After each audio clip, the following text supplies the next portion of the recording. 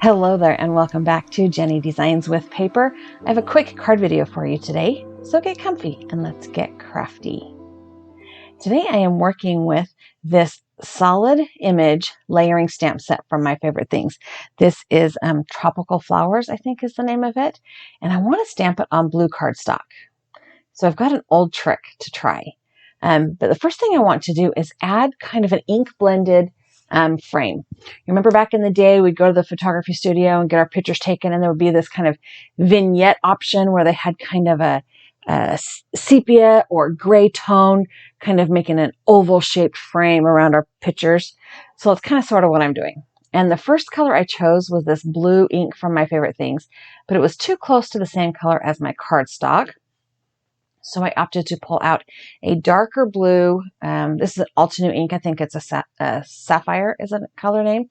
And it was perfect. It was just darker than, more darker than, whatever the proper English is there, because words are hard.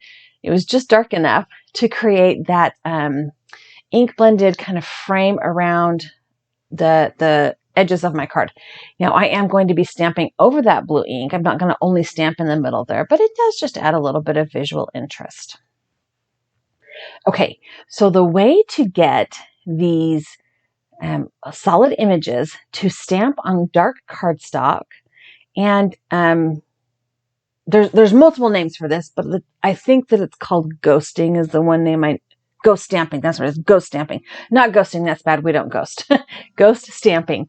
I did put a little bit of anti-static powder down to make sure that blue ink was dry, because the first thing I'm going to do is pull out the bottom layer or the most solid layer of each of these 4 flowers and position them on my card panel.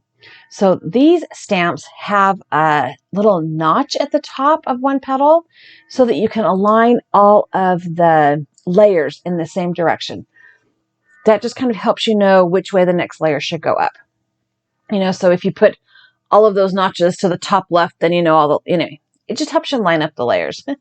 But in order to get these stamps to stamp on a darker cardstock, the first thing I need to do is add a layer of white ink. So this is Tailored Expressions Sugar Cube, I think is the name of it, white pigment ink. And I am going to ink up those stamps really good. I'm going to put a nice thick coat on those stamps, and I'm going to stamp them down right on my card panel. Now, that blue ink is going to bleed through, and that's okay because I don't want to leave the flowers white. I just want to create a lighter than dark blue place to stamp my flowers. So the next thing I need to do is clean off these stamps. And I will tell you, I tried this with some of My Favorite Things inks. And they're dye inks, and they were just they're too translucent. And then I remembered I have this whole drawer full of Distress Oxide inks, and they are more opaque because they are a pigment ink, or they're a combination dye pigment ink. I don't know. They're special and they're extra special. So of course they belong in my craft room because I am extra as well. I have chosen a couple of colors. I have a light pink and a yellow, and I think the pink is Spun Sugar, and I stamped it down and it was a little bit lighter than I was expecting. So I just went ahead and inked up those 2 flowers and stamped it again. It still was lighter than I kind of wanted. I should have pulled out a darker pink, but I just kind of went with it. I decided, okay, whatever.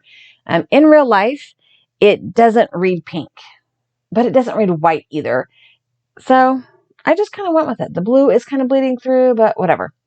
I didn't hate it, so I just kind of went with it. The smaller flowers I am stamping in Squeeze Lemonade is the color of that ink.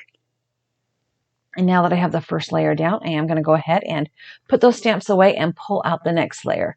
So for the 2 larger stamps, they do have multiple layers, 3 and 4 layers, but the 2 smaller flowers have just a second layer, just 2 layers. So I'm going to go ahead and put those layers onto my stamped images, and I am using that little notch to kind of line up so that the centerpiece is lined up properly. So for my pink flowers, I am using a brighter pink, picked raspberry maybe, I don't know, and this is quite a bit darker, and I'm okay with it. I'm okay with how it turned out. It was totally not what I was imagining, but it worked. For the center of the yellow flowers, I used abandoned coral, which is kind of a, obviously a coral colored orange, right? And when you're stamping on darker cardstock, those colors do kind of tend to read differently than when you stamp on a white cardstock. So for the third layer of the next two stamps, I use that abandoned coral again. That larger flower in the bottom right-hand corner, it does have a fourth layer, but I opted to just leave that be and let it go. I wasn't interested in that really. So my next plan is to add some foliage. So I've pulled out these two vines and I'm going to start the process all over again. I decided to go ahead and put a piece of scrap paper behind my card panel because I will be stamping off, and because I'm using pigment ink, it takes forever to dry and it's really hard to clean up. So I'm going to go ahead and stamp those up in white, and then I'm going to clean off the white ink so that it doesn't mix on my other ink pad. And I'm going to pull in this Lucky Clover green ink. It's another Distress Oxide ink, and it's one of my favorites. But you guys know I love the greens. I love all the greens. So I'm going to go ahead and, I thought a minute before I was going to just slide it up, but I decided to just flip it over and reposition them. I was kind of trying to avoid having to reposition the stamps, but that's not going to work. So I will ink them up with the white ink again. And then I will pull out that same Lucky Clover. Actually, no, I did not. This is Rustic Wilderness. I pulled out a second green to kind of add some variation. And then there's a little bit of open space, and there are some other leaves in the stamp set that have a layer, and they're a little bit more solid. So I've pulled out those two leaves, and I will ink them up again with the white pigment ink. And then I'm going to ink them up with Peeled Paint Distress ink. This is kind of a yellowish green, and it's really bright on that blue. And I thought about, I flipped the cardstock over and I was going to add a couple more of those leaves, but there just wasn't any really great place to put them, so I just let it be. And I am adding the veining with that Rustic Wilderness, and it wasn't quite dark enough. So once I got all the stamps put back together, I went ahead and pulled out a dark green, it's literally the name of the pencil, dark green Prismacolor pencil. And I'm just kind of going over the veining in those leaves, and it worked out fine. So now I'm just going to assemble my card. I have a piece of 110-pound cardstock. I think this is Stampin' Up! Cardstock maybe. And I'm going to cut it in half and make a top folding US A2 size card. And you can see where I tried the regular dye inks, and they just were not stamping like I wanted. And all that's left now is a sentiment. So I have this piece of white scrap paper on my desk, and I have this Concord and Ninth stamp set that was sitting on my desk that has some nice sentiments in it. And I'm going to use this one that says All My Love, because then this stamp, or this card rather, can be for anything. It could be a birthday card. It could be a Hey, I'm thinking about you card. It could be Hey, I'm so sorry card. It could be a sympathy card. It could be a congratulations on surviving the first week of school card. Those are one of my favorite cards to make for my kids' teachers. Hurrah, you survived the first week of school. I usually stick like a Target gift card or something in there to go with it. But so I'm going to go ahead and trim this out. I have my Simon Says stamp label dies. I'm just going to line that up and tape it down with some low tack tape. And this is already been used tape, so it's not very sticky. And then I'm going to send this through my die cut machine.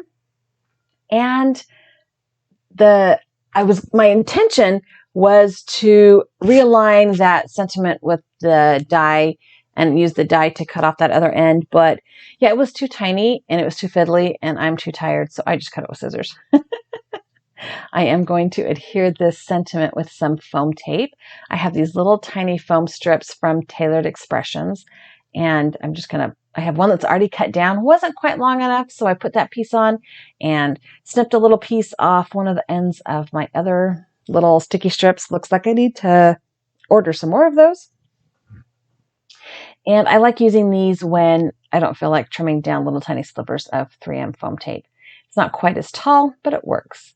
I am just going to line that up with the blue card base or card panel, and then my card is finished. So this is a really great way to use those solid image stamps that you maybe don't know what to do with. Thanks for stopping by my channel. I have a couple of other videos here for you to watch.